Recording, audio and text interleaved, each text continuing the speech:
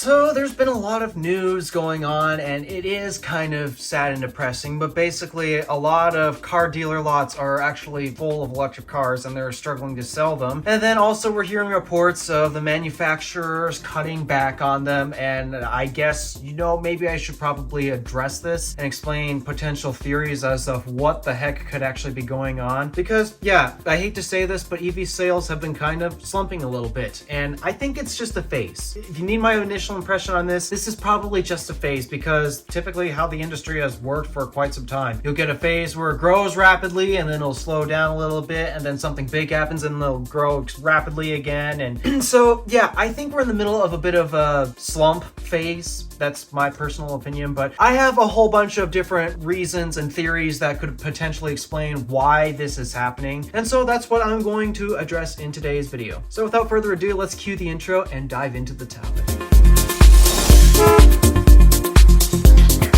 Alright, so the first reason or slash theory that I have actually has to do with tax credits. Now, if you don't know me personally, I was never a fan of incentivizing the sales of EVs via tax credits, and here's what happens when you basically remove the majority of EVs that had already previously qualified for the tax credit. Well, now the majority of them don't qualify for it anymore. That kind of sucks. I mean, not even the Model 3 actually qualifies for the tax credit anymore. And so because of that, a lot of people now are less incentivized to buy an electric car because they don't have that stupid tax credit. I knew it was going to result in something similar to this. I knew it was going to have an effect on EV sales negatively, and sure, it would be great in the short term while the tax credits exist, but we can't have them exist forever, right? They got to go away at some point. Well, guess what? The majority of EVs don't qualify for it anymore, and well, what's happened to our sales? So yeah, I never wanted the tax credit. I thought we never should have had it in the first place, but I'm not the government.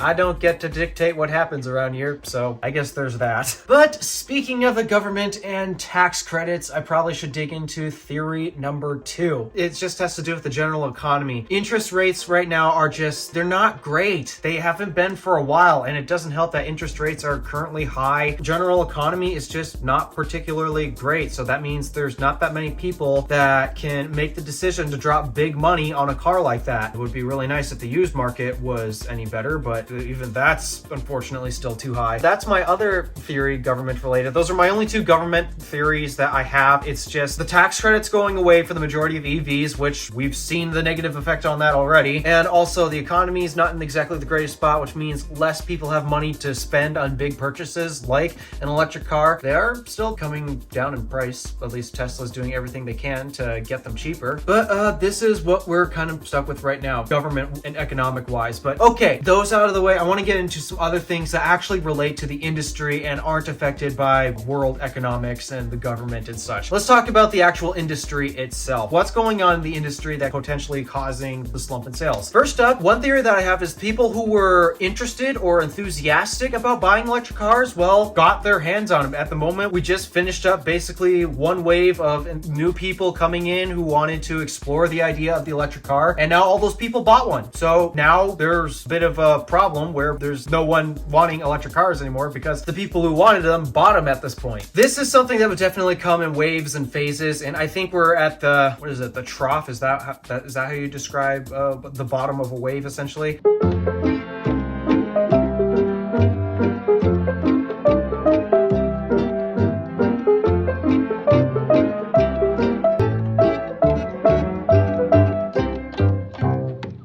I think we're at the trough of a wave at the moment where we've got all the people who were interested buying them up, and now we gotta wait for more people to become interested again. And I think it just comes in waves like that. That's probably why we got some cars on the lots. At the moment, I guess we have to wait for some people to regain interest, or now that there's more people who got their electric cars, hopefully it'll generate interest for them, and then it might potentially spark another trend of EV sales going up. But again, I'm not too sure about this. I'm literally just playing with theories right now, and these are some theories theories that I can think of that are causing the slump in EV sales at the moment. Oh, here's another good theory that is industry related, and I don't think this has much of an effect because most people I talk to actually aren't aware of this, at least not average Joes. I'm always the one bringing it up, but we're in the midst of a charging connector standard transition. Unless your vehicle is a Tesla at this point, basically you're probably used to seeing electric vehicles using this charging standard or this charging standard. They're actually the same one. It's complicated.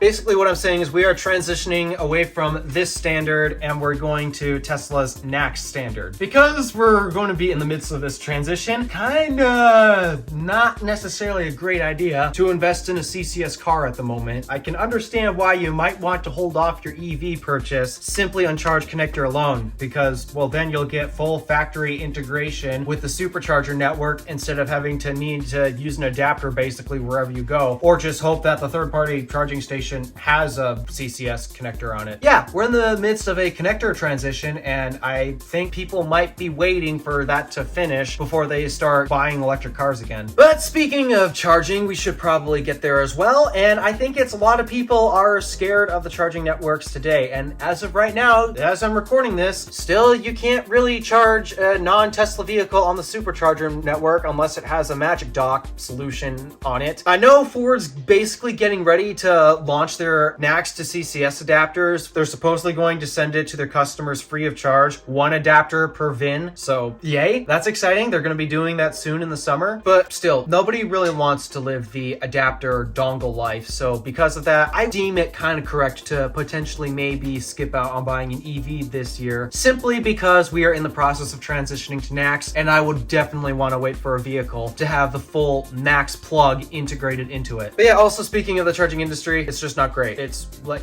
really bad. So I can understand why some people are scared of it. Yeah, it's just not helping. EA keeps making things worse. EVgo is certainly not helping, and basically any other third-party charging network you talk to, yeah, they're just not doing so hot. And as a result, it is scaring many people away from electric cars. That might have potentially have something to do with it. Oh yeah, especially since the Chicago freeze fiasco happened. I guess that also didn't really help the situation, and it would definitely be solved if we could install more AC chargers, basically where we park our vehicles, like in parking lots. This even includes on the street, guys. Like, I've actually seen a solution downtown where basically at every light post to power their Christmas decorations, they'll have standard 120 volt outlets. What can we use with 120 volt outlets? That would be these, perhaps? Yeah? Yeah? So yeah, if the charging infrastructure were better, and unfortunately this has been a painfully slow process of growing, at least more chargers are getting built out, and unfortunately I wish I could say they're reliable, but hey, the network is growing. Tesla's network is growing at a rapid rate, and considering that they are soon going to support all other electric vehicles, though I'm not entirely sure how the Nissan Leaf situation is going to work. Sorry to you people who drive cars with CHAdeMO. Why do you still drive a car with CHAdeMO? I don't know. So yeah, those are my theories as to why we're seeing a slight slump in EV sales and why the dealer lots are getting filled up with electric cars. In fact, you might remember a couple months ago, I went to check out a Chevrolet Bolt. It's still on the dealer lot. In fact, actually there's 2 Bolts on that dealer lot that have been there for over 2 months at this point. So yeah, there's a bit of a slow sales going on. And these are some theories. It could be one, it could be a mixture of a few. These are just a couple of theories that I have to explain why we're seeing a slump in EV sales. But that's not the only thing I want to address in this video. It's also, I'm hearing some news about automakers actually kind of dialing back production of electric cars. And as weird as you guys might think when I'm about to say this, but I actually think this is a good move. What?